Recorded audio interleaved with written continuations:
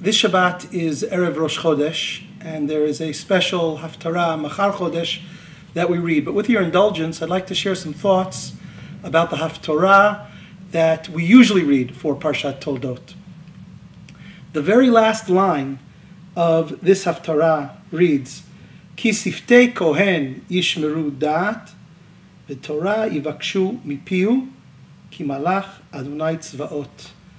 The lips of the Kohen speak wisdom. You should ask for Torah from him because he is an angel of the Lord of hosts. Reish Lakish has an interesting comment on this verse. He says, Im domeh harav lemalach Hashem, if a rabbi is similar to an angel of God, yivakshu Torah mipiv, then one can ask Torah from him. But if one is not domeh lemalach Hashem, if one is not like an angel of God, then we should not go to such a person to ask Torah from them. This drash, this explanation of Reish Lakish on this verse appears in two sugyot, two passages in the Talmud that I'd like to contrast. The first is in Moed Katan, where Rav Yehuda has a dilemma. An anonymous sage, but apparently a man of great stature, who is the rabbi of his community, his reputation has become tainted. There are rumors going around about impropriety. So Rav Yehuda has the dilemma, and he asks himself and the other sages, what should we do? On the one hand, if we excommunicate this rabbi, if we distance him, if we alienate him, then where will people learn Torah from? This is their rabbi. But on the other hand, he says, if we allow him to continue in his position, then there will be a desecration of the divine name. Rabbi Bar Bar Chana answers Rav Yehuda with the statement that I just shared with you in the name of Reish Lakish, that people should be instructed not to learn Torah from this Rav, from this rabbi, because he is not domeh lemalach Hashem. He is not similar to an angel of God. There are these terrible rumors going around about what he has done. The story continues that Rav Yehuda later in life becomes ill, and the rabbinic community comes to visit him. And amongst the rabbis who show up in his home to pay him a visit is none other than this anonymous sage. Rav Yehuda sees him, and his face breaks into a smile, and perhaps a chuckle exits his lips. And that anonymous sage to him says, it's not enough that you excommunicated me, but you also laugh at me now? And Rav Yehuda says, no, I'm not laughing at you. I'm smiling to myself, because soon I may enter the next world. But when I get there, I can say that even to a man of great stature, even to a sage who knew much Torah, I paid no favoritism. I stood by my excommunication. I stood by the isolation of this man and did not cave to any social pressure or collegial pressure. Rav Yehuda goes to his grave, leaving this anonymous sage excommunicated. After Rav Yehuda dies, the sages think about trying to bring this anonymous sage back in. And as things turn out in the Gemara, he too goes to his grave without ever being welcomed back into the community.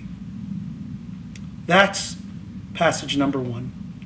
The second passage, where this statement of Reish Lakish is discussed, is in the stories that appear in Tractate Chagiga regarding the famous heretic Elisha ben Abuya.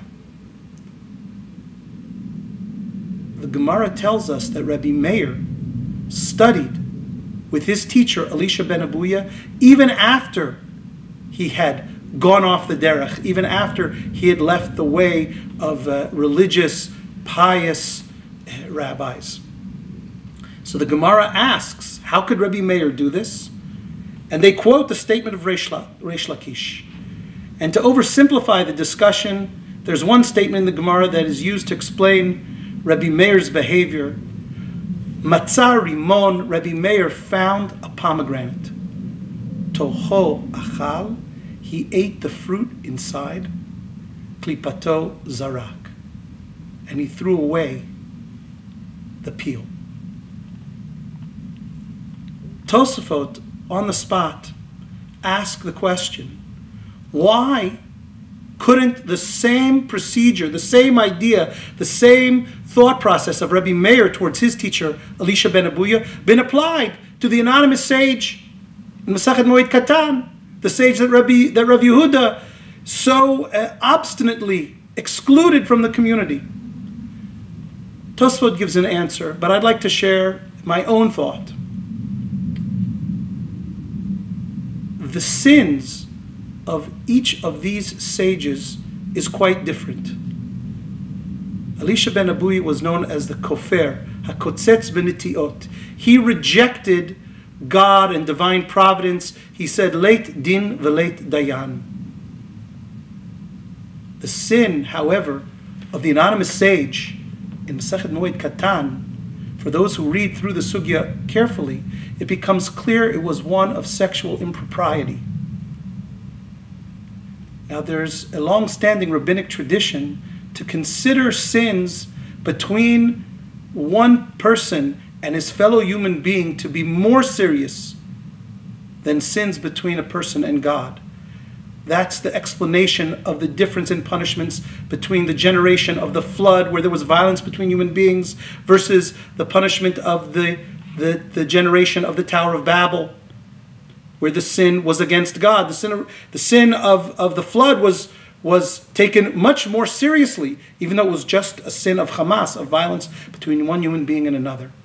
I think that perhaps we can take the same idea and apply it here to explain the difference between these two sugyot. The sin of the anonymous rabbi that Rav Yehuda excommunicated was one between him and a fellow human being. And not only that, it was a sin of sexual impropriety, a sin that touches upon the most personal and intimate aspects of a human being. And Rav Yehuda found such a sin unforgivable. And a rabbi could not function. It was impossible, according to Rav Yehuda, to find a way to accept the goodness that this sage had. No, he had to be completely alienated and isolated from the community. I share this thought with you because I think it's particularly relevant to our time when, unfortunately, we have seen many stories of Rabbanim who have been found failing in living up to the standards of sexual morality that Jewish tradition prescribes. And it's interesting to me that sometimes it seems we are much more willing to isolate rabbis from the community of sages and the community of Orthodox Jews. We're much more likely to isolate them for mistaken ideology, for mistaken theology, for deviant religious ideas than we are for sexual impropriety. We've been much more forgiving. I think that that's changing, but it may be worthy to think about this twice, about the distinction between Elisha ben Abuya, whose sin was between himself and God, and Rabbi Meir found a way to learn from him, versus those whose sins are between them and other human beings, taking away from them sometimes their most intimate sense of personhood.